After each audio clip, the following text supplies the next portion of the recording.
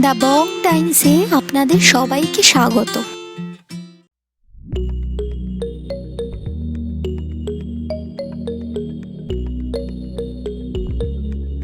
গোলবাড়ির কষা মাংস, যে নামটা শুনলে আমাদের বাঙালিদের যদি মুখে অরুচিও থাকে তাহলেও খিদে পেয়ে যায়। এই রান্নাটা মূলত খাসির মাংস দিয়ে করা হয়। গোলবাড়ির কষা মাংসের মূল বৈশিষ্ট্য হলো এর কালো রং, যা যে কোনো অন্য কষা মাংসের থেকে আলাদা। গোলবাড়িতে এই কষা মাংসটি পাতলা গোল পরোটার সাথে পরিবেশন করা হয়। আসুন তাহলে দেখে নেওয়া যাক এই গোলবাড়ির কষা মাংসের স্পেশাল রেসিপিটি ভালো লাগলে লাইক দেবেন এবং চ্যানেলটি সাবস্ক্রাইব করে বেল আইকনটি অল করে নেবেন।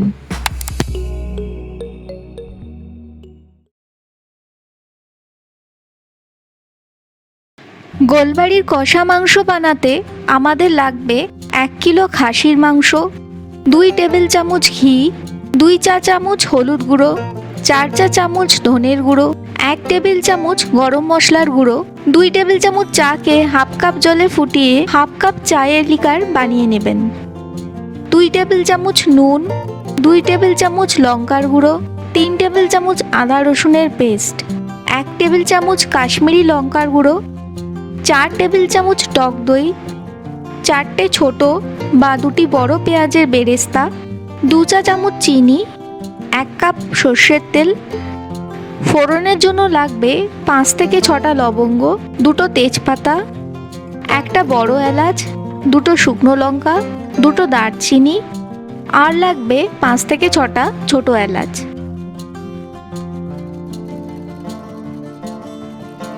প্রথমেই পেঁয়াজের বেরেস্তাকে একটা ব্লেন্ডারে চালিয়ে পেস্ট বানিয়ে নেব। এরপর একটা বড় পাত্রের মধ্যে খাসির মাংসটা নিয়ে নেব। 1 চা চামচ হলুদ গুঁড়ো দিয়ে দেব, সাথে 1 টেবিল চামচ লঙ্কার গুঁড়ো, 1 টেবিল চামচ নুন, আর দিয়ে দেব 4 টেবিল চামচ সর্ষের তেল।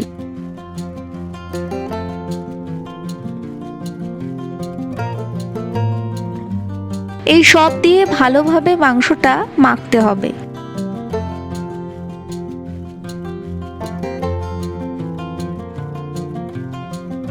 মাংসটা ভালো করে মেখে 15 মিনিট রেখে দেব। এবারে মাংসটাকে প্রেসার কুকারে নিয়ে নেব।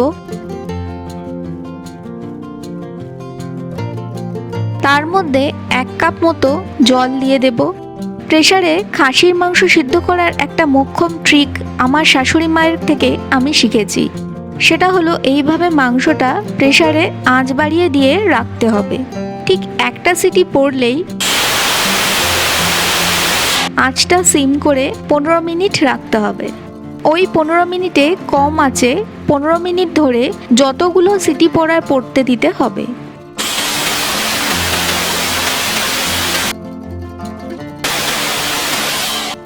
এরপর বন্ধ করে দিয়ে প্রেসারটা সরিয়ে রাখুন। এরপর কড়াইতে সর্ষের তেল দিয়ে তেলটা গরম হলে ফোড়নের জন্য রাখা মশলাগুলো দিয়ে দেব। কিছুটা নাড়িয়ে নিয়ে চিনিটা দিয়ে মেশাতে থাকবো। কিছুক্ষণ পর চিনিটা মিশে গেলে হলুদ গুঁড়ো যোগ করে দেব। তারপর লঙ্কার গুঁড়ো দেব। ভালোভাবে মেশানোর পর পেঁয়াজ বেরেস্তার পেস্টটা যোগ করব। বেরেস্তা যেহেতু ভাজাই, তাই এবারে আর বেশিক্ষণ ভাজতে হবে না। এরপর দিয়ে দেব আদা রসুনের পেস্ট। আদা রসুনের পেস্ট দিয়ে ভালোভাবে কষাতে থাকুন।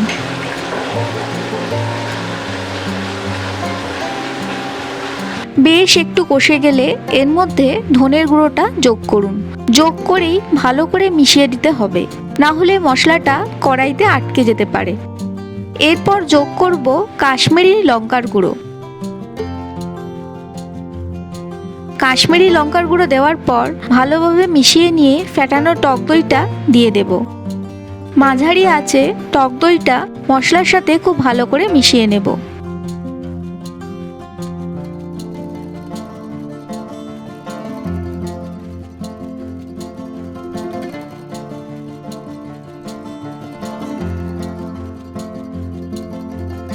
এরপর যোগ করব ঘি।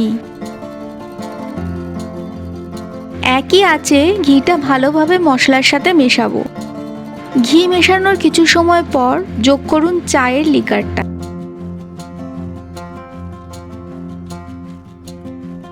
লিকারটা দিয়ে কষাতে থাকবো।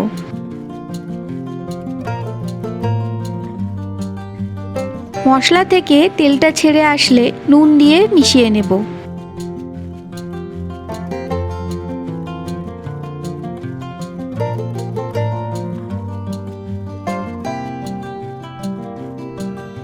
মশলাটা এখন ভালোভাবে কষে গিয়ে তৈরি হয়ে গেছে।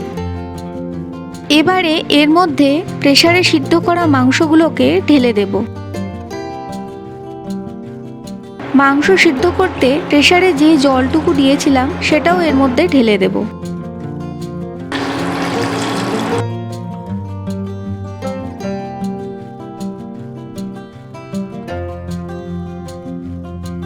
মাংসগুলোকে ঝোলের সাথে ভালোভাবে মিশিয়ে নিয়ে আঁচ মাঝারি রেখে কড়াইটা ঢাকা দিয়ে দেব 15 মিনিটের জন্য।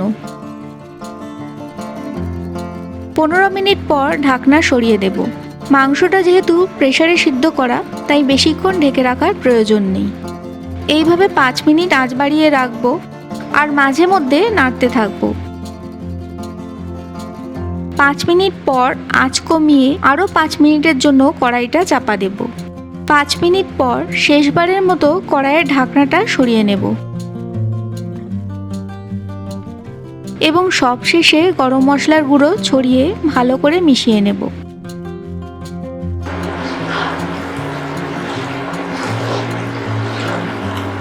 তৈরি হয়ে গেছে একদম গোলবাড়ির মতন কষা মাংস।